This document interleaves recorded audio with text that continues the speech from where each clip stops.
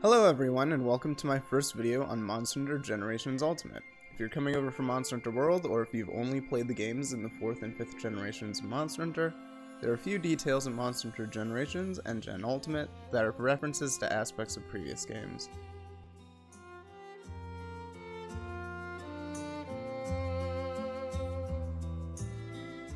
To start this list off, one core feature of Monster Hunter Generations and Ultimate is the returning areas.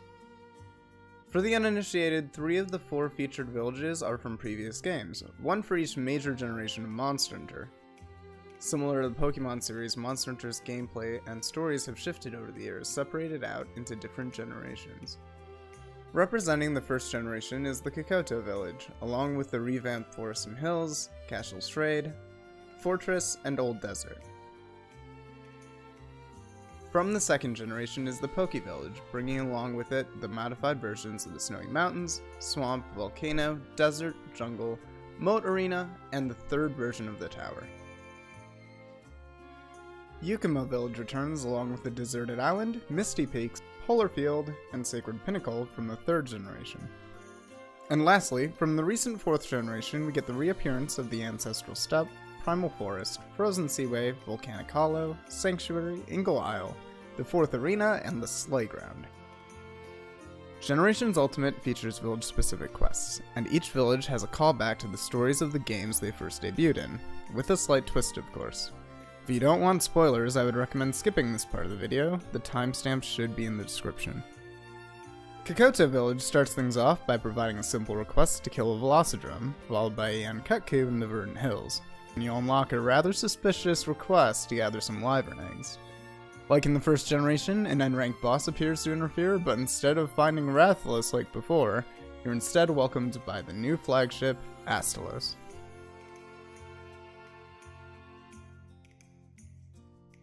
Similarly, the Poke Village gives you a request to hunt a Bulldrome, then a Kezu in the Arctic Ridge. After completing these, you'll receive a gathering quest, this time for Popo Tongs. Like before, instead of finding the original flagship from the second generation, you'll find yourself face to face with a giant Popodrome.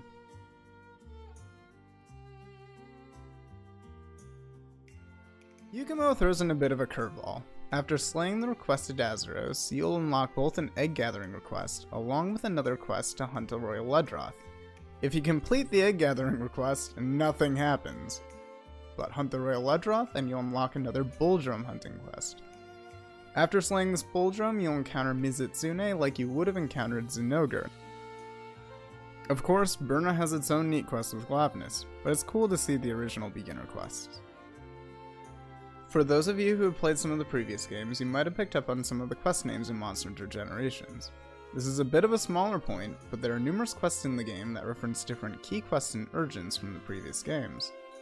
Quest names rarely stay the same in the series outside of the generation they were found in, but some of these even have the same quest description and client.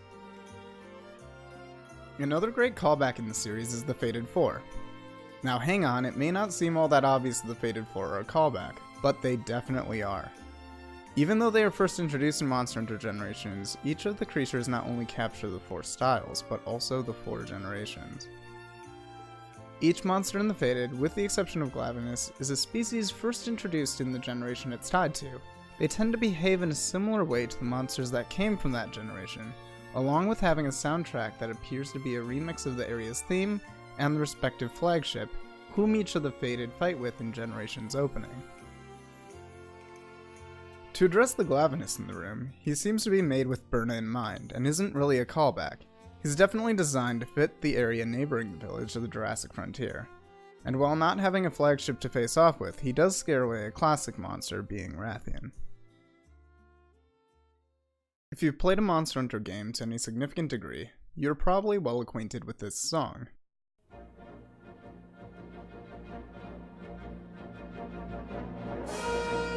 It's the main theme, going by numerous names and numerous remixes. The main theme, Proof of a Hero, or Last Indecisive Battle, or whatever names it's gone by, originally played after using the Dragonator and reaching the finale against one monster. You've probably already guessed this, but Lao Shanlong is the callback I'm referring to. In Monster Hunter Generations, Lao Shan plays the first version of the opening. This may not seem all that special or much of a callback, but before the 3rd generation, Lao Shan was the only monster to have this song. The only other ways you could hear this song was by starting the game or completing the story. Over the years, numerous Siege monsters have had their own version of this song played during their finale, which kind of diminishes the impact this song has in my opinion. So it's nice to see the original version making a comeback with this monster. Also, shout out to a friend of mine who pointed this one out before I bought the game.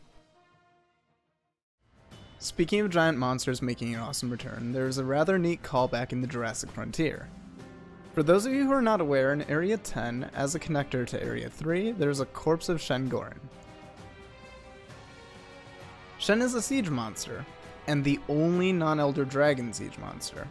It sparked a lot of lore discussion back in the day, due to Shen being a giant crab with a giant Lo Shan skull on its back. This caused a lot of people to speculate whether or not the Lao Shan fought at the fortress was just a newborn, and made people wonder just how big the old mountain dragon could grow. If you've started Generations or Generations Ultimate, you've probably noticed that there are a lot of dialogue bubbles, so I don't blame you if you've skipped some of them. Naturally, the dialogue contains a lot of callbacks to the previous games, but there's a trend among them that I've noticed that I would like to point out. The villagers not only reference past events, but sometimes even talk in a similar manner to the players that came from those generations. For example, various NPCs from the Kokoto village will talk about legacy and how great it is to inspire new hunters. The first village chief even refers to the town as the cradle of heroization. Many of the Poke villagers talk about the good old days and about the old heroic hunters that have passed through. The second village chief even has a slight character arc regarding her jealousy of Yukumo's popularity. Speaking of, the residents of Yukumo talk about relaxing and enjoying your time hunting and visiting the springs. The NPCs of Burna and the Sanatorium, on the other hand, talk quite a bit about discovery and new journeys. Don't get me wrong, I'm not saying every hunter from these eras says the same thing about the games as the NPCs, nor that the villagers always talk in this manner, but this is a pattern I've noticed while playing the games and talking to other hunters. If you've played Monster Hunter for more than one generation, you might have noticed the series tends to make certain types of gathering nodes standard within each game. Two of the biggest examples of this are the mining and bug catching nodes, which despite changing over the course of the series are usually pretty uniform across various locations in each game. Monster Hunter Generations is the first game where these gathering spots vary depending on the location they are found in. Most locales now have nodes that resemble their original appearance.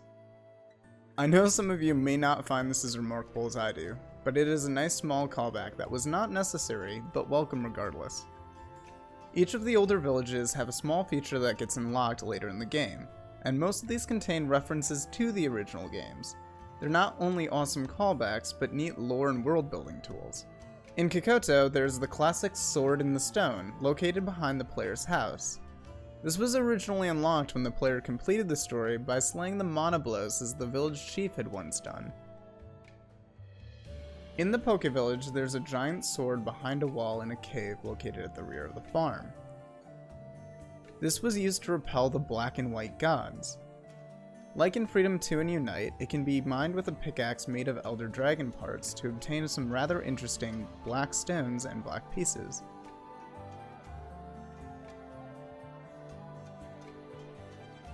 There's a footpath in Yukumo that allows you to talk to NPCs, and while it doesn't contain the same lore as the other two, it's just as much of a callback.